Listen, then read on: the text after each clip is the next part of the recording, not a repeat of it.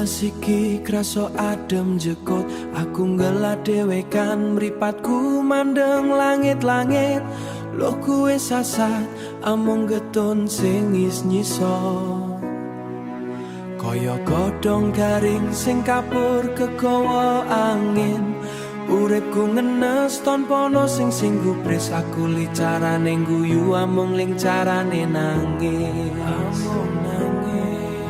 Gusti, aku iki wayang sing wis rusak rupa, tali-taliku pedhot ploron jerone kota. Sabari jebule abot banget disangga, nalika ati wis rontok dadi au sing ilang. Mencaki dalan gowo loro sing ora tambane. Pojokan pasar aku lungguh ngenteni sepi, klambiku wis lungset kaya ajine awakku. Wong-wong tanpa nyawang aku dudu sapa-sapa. Kelingan kabeh luputku sing gawe urip dadi peteng. Banyu pitu ora cukup kanggo iso dosa, mung loro sing dadi kanca saben bengi.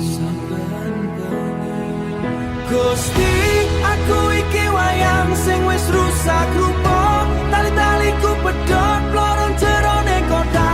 Sabari jebule abot banget disangga, nalika ati wis rontok dadi au sing ilang.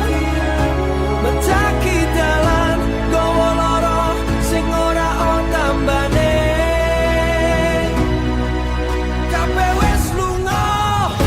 Bojo konco kabeh wis ninggalake, ati ki pecah dadi ewonan krike. Remono pisan Gusti tinimbang nyiksa batin, remono wae. Gusti, aku wis kuat nahan lara iki, sepilan ngenes. Gusti kula nyerah.